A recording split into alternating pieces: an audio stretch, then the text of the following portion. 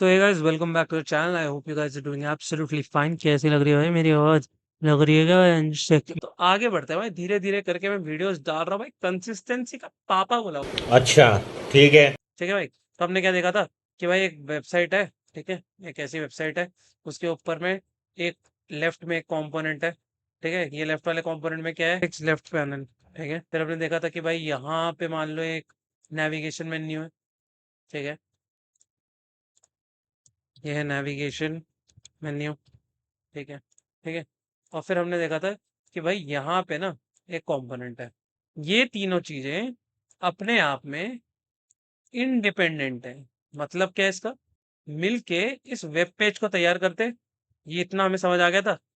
अगर ये इन चीजों को मिलके तैयार करते हैं तो हम क्या बोल सकते हैं कि ये जो चीज है वो एक कंपोनेंट है। मतलब एक बड़ी सी गाड़ी का एक छोटा सा हिस्सा है। तो मेरे पास एक गाड़ी है, इस गाड़ी में पहिए हैं। ठीक है, इस गाड़ी में मान लो एक शीशा है, इस गाड़ी में इसकी बॉडी है, ये ऊपर की बॉडी है ना। तो ये सब मिला के इस गाड़ी को बनाते हैं। वैसे ही क्या हम ये बोल सकते हैं कि जो लेफ्ट पैनल है ये नेविगेशन मेन्यू है और इंटेंट का पूरा फ्रेम है, मिलके या पेज बनाते हैं। मैं क्या बोला था कि भाई अब हम समझ लेते हैं प्रॉप्स क्या है। ठीक है, चलो हम जाके देख सकते हो। यहाँ पे एक आई बटन में लिंक आ रही होगी कि what are props and component, तो तुम इजीली जाके वो देख सकते हो। खैर खैर, हम ये भी समझ लेते हैं कि प्रॉप्स क्या है, उसका भी रिकैप दे देता हूँ मैं तुम्हें। यहाँ पे ना मेरे हाथ में एक बॉल है, और मैं बोलता हूँ कि जब भी मेरे सर मुझे थ्रो करने के लिए बोलेंगे तभी मैं इसको थ्रो करूंगा। लेकिन जब मेरी मैम मुझे बोलेंगी तब मैं बॉल को ड्रॉप कर दूंगा। अब हम क्या बोलेंगे कि भाई हमारा शरीर एक कंपोनेंट है जिसको दो सिनेरियोज पता चलते हैं, एक थ्रो और एक ड्रॉप। हमें ये दो सिनेरियोज ही पता है, लेकिन इसको ये दो सिनेरियोज बताने तो पड़ेंगे। यही काम करता है प्रॉप्स। प्रॉप्स करता क्या है, प्रॉप्स बोलता है कि भाई मेरे पास ना कुछ कंडीशन या सिनेरियोज है, उसके बेसिस पे मेरी ना ये वेबसाइट पे कुछ कुछ काम कर दो। बस सिंपल डेफिनेशन और सिंपल भाषा में यही करता है प्रॉप्स। बस इससे ज्यादा तुम्हें ना याद करने की जरूरत है, ना कोई तुमसे पूछेगा। अगर तुमसे कोई पूछता है what are props, props are simple properties which are passed down to a component which allow us to perform certain actions. Sorted है, चलो ठीक है। तो हम बोल रहे हैं कि भाई हमारा ना हेडर कंपोनेंट कॉमन है। ठीक है, लेकिन इसके अंदर ना दो प्रॉपर्टी जाएंगी। एक एक हमारी जाएगी कलर की प्रॉपर्टी। इसमें हम बोल रहे हैं कि भाई हमारा ना हेडर का बैकग्राउंड कलर होना चाहिए रेड, टाइटल का कलर होना चाहिए वाइट। ये जो इन चीज़ों की जरूरत नहीं भाई, वो इरेज हो जानी चाहिए भाई। जैसे भाई FIR। बैगन। हम लोगों को अगर नहीं पता चल रहा कि भाई ये कंपोनेंट के अंदर ये प्रॉप्स क्या कर रही हैं, कैसे जा रही हैं, तो भाई आई बटन में ऊपर तुम देख पा रहे होगे। प्रीवियस वीडियो जाके देखो, पूरी क्लैरिटी आ जाएगी। बेसिक से समझा है, अभी भी समझा दिया है थोड़ा बहुत, लेकिन जिनको क्लैरिटी और चाहिए वो जाके वो देख सकते हैं ना। डन है, ठीक है। अब हमने हेडर को ले लिया। अब हम इसमें क्या बोल रहे हैं कि भाई हमारे पास प्रॉप्स आएंगी। ये प्रॉप्स हमेशा एक ऑब्जेक्ट के फॉर्म में पास की जाती है। ये रिएक्ट के कंपोनेंट का फॉर्मेट है। तो अब हमारे पास क्या आएंगी प्रॉप्स, इसका नाम सेम होना चाहिए जो तुमने वहां से पास किया है। टाइटल कलर होगा, और क्या होगा, कलर। ठीक है, अब हम इसको एक एम्प्टी वैल्यूज दे रहे हैं। हम बोल रहे हैं कि भाई अगर, अब हम यहाँ पे क्या लिख रहे होंगे, if it's always a good practice कि तुम यहाँ पे अपना सारा एरर हैंडलिंग ऊपर ही लगा लो। तो हम क्या लिख रहे हैं कि भाई अगर नॉट ऑफ टाइटल कलर हो और नॉट ऑफ कलर हो, मतलब अगर इन दोनों में से कुछ भी नहीं है, तो हम क्या बोल रहे होंगे कि रिटर्न। यहाँ पे तुम बोल सकते हो कि नो कलर। अब तुम लोग सोच रहे होगे कि भाई ये क्या है, ये जो चीज लिखी, ये भी तुम्हें पिछले वीडियो में पता चलेगी। इसे JSX फ्रैगमेंट बोलते हैं। हमने एरर हैंडलिंग तो कर लिया है। अब हम क्या बोल रहे होंगे कि भाई अच्छा हमारे पास टाइटल कलर और ये तो आ गया। अब हम क्या बोलते हैं, ठीक है, एक हमारा डिव रिटर्न करो। जिन लोगों को HTML आती है उनको पता होगा, इसमें एक स्टाइल प्रॉप जाती है। ठीक है, इसमें आप दे सकते हो बैकग्राउंड कलर। बैकग्राउंड कलर में हम कलर प्रोवाइड करेंगे, क्यों? क्योंकि हमने बोला है कि हमारे हेडर का कलर होगा रेड। ठीक है, तो ये जो कलर प्रॉपर्टी आई है वो हमारे बैकग्राउंड कलर में आके सेट हो जाएगी। वेल एंड गुड है। ठीक है। फिर हम बोल रहे होंगे कि भाई हमारी जो हेडर की विड्थ है वो पूरे डिवीजन की 100% होनी चाहिए, लेकिन हमें विड्थ 100% देने की जरूरत क्यों नहीं है, ये सवाल मैं तुम पे छोड़ता हूँ। लेकिन तुम एक चीज याद रखना कि इसे हम बोलते हैं ब्लॉक एलिमेंट, और ब्लॉक एलिमेंट पे 100% विड्थ क्यों नहीं देनी होती, ये तुम लोगों को डिस्कवर करके आना है। हम बोलेंगे कि भाई अच्छा, एक हमें हाइट चाहिए रहेगी, वो हम दे देंगे 100 पिक्सल की अभी के लिए, डन है। फिर हम बोलेंगे कि भाई अंदर ना जो टेक्स्ट आएगा उसका एक कलर भी देना है, तो हम क्या बोलेंगे, कलर, टाइटल कलर। अब हमने बोला कि भाई हमारा हेडर जो है वो बोलेगा कि भाई ठीक है, आई एम हेडर। ठीक है, तो ये हो गया बहुत सिंपल से हमारा ऐप। ठीक है, तो अगर हम देखें अब, तो हमारा एक हेडर आ गया है जिसमें टाइटल आ गया है आई एम हेडर, अगर तुम देख सको। एक चीज मैं और कर देता हूँ, इसको ना एक टेक्स्ट लाइन सेंटर दे देता हूँ। अब तुम बोलोगे भाई टेक्स्ट लाइन सेंटर किसके बेसिस पे होगा, वो तुम लोगों को फिगर आउट करना पड़ेगा, कुछ सीएसएस प्रॉपर्टीज तुम लोगों को फिगर आउट करनी है ना। ठीक है, तो हम देख पा रहे हैं कि भाई अरे आई एम हेडर तो आ रहा है, सही है, लेकिन अब मैं इसको टेस्ट कैसे करूं कि दूसरे केस में सही आ रहा हो। तो मैं एक चीज और कर देता हूँ, इसको ना मार्जिन बॉटम दे देता हूँ। ये तुम पूछोगे क्यों दे रहा हूँ, अभी तुम लोगों को क्लियर हो जाएगा, है ना। अब मैं बोल रहा हूँ कि नहीं यार, मुझे ना ये हेडर पसंद नहीं आया, मुझे हेडर में ना कुछ डिफरेंट जगह पे डिफरेंट करना है। मैं बोला ठीक है भाई, हमने तो अभी पढ़ा था कि हम प्रॉप्स पास कर सकते हैं, तो हमने एक और हेडर ले लिया। हमने इसको बोला कि भाई तू रहेगा ब्लैक, ठीक है, और तुम्हारे ब्लैक पे रहेगा रेड। ठीक है, तो तुम्हारे ब्लैक हेडर पे रहेगा रेड टेक्स्ट, आराम से सेव कर लेते हैं। तुम ये देखोगे कि भाई यार यहाँ पे तो ब्लैक कलर भी आ गया और रेड टेक्स्ट भी आ गया। भाई ये तो हम कुछ देख रहे हैं, क्रेजी हो रहा है। ये हमने एक हेडर डिफाइन कर लिया है जो बहुत ही अच्छा दिख रहा है। हमारे पास एक हेडर है जिसको हम दो प्रॉप पास कर रहे हैं, और हमारी प्रॉपर्टी उसी के बेसिस पे इसको अडेप्ट कर ले रही है। सिंपल भाषा में मैंने आप लोगों को ये समझा दिया कि हम क्यों प्रॉप्स बहुत ही फायदेमंद और हेल्पफुल रहती हैं जब भी हमें एक कंपोनेंट डिजाइन करना है। तो जब भी हम एक कंपोनेंट डिजाइन करते हैं, तो there are two ways of defining a component. एक कंपोनेंट जो सिर्फ प्रॉप्स एक्सेप्ट करता है और उसके बेसिस पे एक कंपोनेंट का रिजल्ट डिफाइन हो रहा होता है, इसे हम बोलते हैं डंप कंपोनेंट। इसे नहीं पता कि ये क्या करता है, इसे बस ये पता है कि अगर इसको प्रॉप्स मिल गई तो ये प्रॉप्स के बेसिस पे कुछ रेंडर करा देगा, खत्म हो गई बात। उसे सिर्फ इतना पता है। फिर एक कंपोनेंट होता है सारा रेंडरिंग लॉजिक खुद के अंदर ही डिफाइन करता है, मतलब उसके अंदर खुद के वेरिएबल्स होते हैं, खुद की स्ट्रैटेजी होती है, और खुद एक इंडिपेंडेंट कंपोनेंट होता है। ये components without the help of any variables एक डिसीजन लेते और एक रिजल्ट तक पहुंचते। हमारे पास सिर्फ दो ही टाइप के कंपोनेंट्स होते हैं, और इन दोनों से ही रिएक्ट का मोस्ट ऑफ द वेबसाइट्स काम कर रही होती है। मैंने बहुत ही सिंपल भाषा में तुम लोगों को एक्सप्लेन कर दिया, इसमें बहुत सारी इंट्रिकेसीज हो सकती है। तुम लोग जो मेरा गला मत पकड़ लो, ओ भाई ये तो गलत बोल दिया भाई, ये कैसी डेफिनेशन दे दी भाई। न्यूबीज के लिए ये डेफिनेशन एकदम परफेक्ट है और काफी है। इतना याद रखो, कोई भी तुमसे इंटरव्यू में पूछेगा कि भाई क्या होते हैं दो टाइप के कंपोनेंट, तो बोल देना कि एक कंट्रोल्ड कंपोनेंट होता है, एक डम कंपोनेंट होता है, खत्म हो गई बात। कंट्रोल कंपोनेंट में उसके खुद के यूज स्टेट्स होते हैं, खुद के हुक्स होते हैं, जिसको यूज करके वो एक डिसीजन लेता है और रिजल्ट अनाउंस करता है। डम कंपोनेंट प्रॉप्स एक्सेप्ट करता है और एक रिजल्ट अनाउंस करता है। तो हम भाई इसके ना एक सिंपल से डिजाइन पे चलते हैं। यहाँ पे तुम लोग देख सकते हो, लेफ्ट में एक इमेज है, बीच में कुछ हेडर्स है, और राइट में एक बटन है। मोस्ट ऑफ द हेडर्स ऐसे ही दिख रहे होते हैं, है ना। ठीक है, तो हमने इसका एक स्निपेट ले लेते हैं ताकि तुम लोगों को इजी भी रहे और मुझे भी ये बहुत इजी रहे समझने के लिए। तो मैंने इसका ना स्निपेट ले लेता हूँ। तो मैंने इसका एक स्निपेट ले लिया और इसे कॉपी करके अपने पास रख लिया। हम इसे बंद कर सकते हैं, और यहाँ पे नीचे हम इस स्निपेट को पेस्ट कर देते हैं। हम इसे बड़ा कर लेते हैं ये समझने के लिए कि भाई हमें बनाना क्या है। ठीक है, तो हमारी प्रॉब्लम स्टेटमेंट ये डिफाइन करती है कि भाई हाँ चलो, एक कंपोनेंट ये हो सकता है जो इमेज स्लैश लोगो डिफाइन करती है। एक कंपोनेंट ये हो सकता है हमारे हेडर का जो हमारा नेविगेशन डिसाइड करें। एक कंपोनेंट ये हो सकता है जो हमारा साइन अप या ऑथेंटिकेशन डिसाइड करेगा। ऑथ, इसे हम ऑथ का नाम। तो हमने क्या समझा था कंपोनेंट्स के सेक्शन में, ये कंपोनेंट्स वाले वीडियो में, एक कंपोनेंट को तुम मल्टीपल सब कंपोनेंट्स में डिवाइड कर सकते हो। तो हमने अपने हेडर कंपोनेंट को 3 हिस्सों में डिवाइड कर लिया, लोगो, नेविगेशन, ऑथ।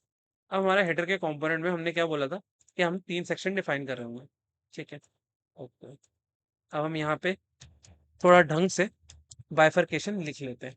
हमारा एक डिव है, इसको हम अभी के लिए कर देंगे, हमारे 3 सेक्शन है। फर्स्ट सेक्शन क्या बोलेगा, first section is logo section, ठीक है। अब जिसको नहीं पता, हम डिस्प्ले फ्लेक्स का यूज करने वाले हैं, ठीक है। तो हम क्या बोलेंगे, डिस्प्ले फ्लेक्स, ओके। फिर हम क्या बोलेंगे, जस्टिफाई कंटेंट स्पेस बिटवीन, और हम क्या बोलेंगे, अलाइन आइटम सेंटर। फिर हम क्या बोलेंगे, हाइट 20, व्यू हाइट। हम व्यू हाइट में क्यों लेंगे, ताकि हम रिस्पॉन्सिव रख पाए और हमें पता हो कि हमेशा इतना ही हाइट लेगा वो। खत्म हो गई बात। फिर हम क्या बोल रहे होंगे कि भाई हमारे ना इसको एक पैडिंग भी दे दो 10 पिक्सल्स की। 10 पिक्सल्स की पैडिंग क्या होती है, जिन जिन लोगों ने बॉक्स मॉडल पढ़ा होगा उन लोगों को वैसे तो क्लैरिटी होगी, लेकिन हम बोल रहे हैं कि हम पैडिंग चाहते हैं। तो हम 10 पिक्सल की पैडिंग देंगे तो हमारा कंटेंट यहाँ से स्टार्ट होगा। मतलब हमारी पैडिंग कहाँ कहाँ आई, यहाँ यहाँ यहाँ यहाँ आई। इसके आजू बाजू सराउंड हो जाएगी। मतलब हमारा कंपोनेंट तो इतना बड़ा है, लेकिन इसकी पैडिंग यहाँ यहाँ यहाँ यहाँ यहाँ और यहाँ ऐड होती है ना। डन है, इतना तुम लोगों को समझ आ गया, क्लैरिटी है, ठीक है ना। अब हम बोलते हैं कि भाई हमारा ना एक लोगो है, उस लोगो में क्या है। अगर हम देखें यहाँ पे ध्यान से, एक लोगो है और एक टेक्स्ट है। तो मतलब ये भी एक छोटा सा सब कंपोनेंट हुआ। तो हम इसे भी एक डिव में बांटेंगे। इस डिव को हम क्या बोलेंगे कि भाई इस डिव में एक रहेगी इमेज, ठीक है, एक इमेज रहेगी। और फिर हम क्या बोलेंगे कि भाई इसके अंदर एक पी टैग रहेगा जो है टेक्स्ट हमारा, ठीक है। तो हम बोलेंगे कि भाई ये हमारा हेडर लोगो होगा, ठीक है। सही है। इस इमेज में क्या होगा, एक एसआरसी रहेगा और एक ऑल्ट रहेगा। ऑल्ट में हम क्या बोलेंगे, हेडर लोगो, सही है, बढ़िया है। तो हमारा लेफ्ट सेक्शन तैयार हो गया। अब हम बोलेंगे कि भाई ऐसे ना 3 सेक्शन होंगे हमारे, सही है। ये फर्स्ट सेक्शन लोगो का होगा, सेकंड सेक्शन क्या होगा, सेकंड सेक्शन होगा, सेकंड सेक्शन किसका होगा, नेविगेशन का। थर्ड सेक्शन किसका होगा, ऑथ। डन है। तो हमने 3 सेक्शन डिफाइन कर लिए, यहाँ पे हम इमेज ले लेते हैं। तो अब हमें इस इमेज को क्या करना है, अब हमें एक चीज पता है कि भाई ये जो सारी स्टाइलिंग हमने दी है, वो सारी स्टाइलिंग हमें इसे भी देनी पड़ सकती है, इसे भी देनी पड़ सकती है और इसे भी देनी पड़ सकती है। तो हम क्या कर सकते हैं, हम अभी के लिए मैं तुम लोगों co dot C S S, ये जो index dot C S S है या फिर ये है, इसमें लिख के नहीं बता रहा, मैं तुम्हें बता रहा हूँ कि how powerful a component really is, कैसे कैसे तुम चीजें डिफाइन कर सकते हो, है ना। तो हम क्या करेंगे, हम करेंगे कॉन्स्ट फ्लेक्स। हमने बोल दिया एक फ्लेक्स का ऑब्जेक्ट है, बढ़िया है। हमने बोला इसमें एक डिस्प्ले फ्लेक्स रहेगा और फिर क्या करेंगे, हम इसमें देंगे गैप 10 पिक्सल्स का, 10 पिक्सल ज्यादा हो जाएगा, 5 पिक्सल्स का, ठीक है। और हम ये देंगे हेडर लोगो टेक्स्ट, ठीक है। हम बोलना क्या चाहते हैं कि भाई एक हेडर है, उसके अंदर एक लोगो है और एक टेक्स्ट है, ठीक है। अब हम क्या बोल रहे हैं कि भाई इसको ना एक स्टाइल दे दो, वो स्टाइल क्या होगा, हेडर लोगो टेक्स्ट, ठीक है। फिर हम बोलेंगे कि नहीं, एक चीज और करो, एक चीज और करो, कॉन्स्ट फ्लेक्स। एक ऑब्जेक्ट बना लो फ्लेक्स का और इसे बोल दो डिस्प्ले फ्लेक्स, ठीक। चीजों के लिए ना स्ट्रगल नहीं करना है, पढ़ना है, आगे बढ़ना है, फोड़ना है, ठीक है। इसको यहाँ ना डिफाइन करके हम बाहर डिफाइन करेंगे, क्यों, क्योंकि जब भी एक कंपोनेंट रीरेंडर होता है तो ये वापस क्रिएट होंगे, जो हम नहीं चाहते। हम चाहते हैं कि ये स्टैटिक चीज स्टैटिक ही रहे और ऊपर रहे। डन है, बढ़िया, ठीक है, ओके, डन है। हमें मिल गया हेडर लोगो टेक्स्ट, क्योंकि ये कभी चेंज नहीं हो रही ना, सिंपल बात हुआ है। फिर हमें एक इमेज देनी है, एक इमेज लेनी है, तो हम इमेज ना ढूंढ लेते हैं। हम बोलेंगे कि भाई हमें ना एक हेडर लोगो चाहिए, लोगो, ठीक है, कॉपी इमेज बस, ठीक है। हमने दे दिया भाई इसको एक इमेज एड्रेस। हम ऐसा भी कर सकते हैं कि हम लेवरेज करें, क्योंकि ये कांस्टेंट वैल्यू है, कॉन्स इमेज रेफ, ये हमें पता है कि ये कांस्टेंट वैल्यू है, तो हम इसे कांस्टेंट वैल्यू दे सकते हैं, ठीक है, बढ़िया है। एक हेडर लोगो तैयार हो गया। तो अगर हम सिर्फ इतने ही सेक्शन को देखना चाहें तो हम देख सकते हैं। हमारे ऐप पे तुम देख पाओगे कि ये इमेज बहुत बड़ी आ गई है, तो हम इसे फिक्स कर रहे होंगे अब, है ना? तो हमें पता है कि भाई हमारी जो इमेज है, हमें उसको फिक्स करना है। ठीक है, तो हम बोलेंगे कि भाई हम ना अब कॉन्स इमेज स्टाइल लिखेंगे। इमेज से क्या पता है कि हमारी ना इमेज की एक विड्थ रहेगी और हाइट 50 पिक्सल्स। तो एसेंशियली हम करना क्या चाह रहे हैं कि हमने ना अपने इमेज को एक स्टाइल प्रोवाइड कर दी ये। ठीक है, अब हम तुम ये देखना चाहोगे, तुम ये देख पा रहे होगे हमारे दो हेडर आ रहे हैं, क्योंकि हमने यहाँ दो हेडर ले रखे हैं। ये हम फिक्स कर दिया हमने। एक चीज हमने one thing at a time हमने फिक्स कर रहे हैं। अब अगर तुम इंस्पेक्ट करके देखोगे तो हमारा ना एक हेडर आ गया। इस हेडर को हाइट मिल रही है 20 VH की और पैडिंग है 20 पिक्सल। अब हमारा decision of taking 20 VH was wrong, क्योंकि बहुत ज्यादा बड़ा हेडर हो गया, इतना बड़ा होता नहीं। तो हम 10 कर देते हैं इसे। 10 इज लुकिंग गुड, लेकिन ये भी बहुत ज्यादा है, तो हम करेंगे क्या इसे? हम करेंगे 8। 8 लुक्स फाइन एंड रीजनेबल मेरे हिसाब से, है ना? ओके, हमें एक लोगो मिल गया और उसका एक टेक्स्ट मिल गया, जो बहुत ही परफेक्ट है, बहुत बढ़िया।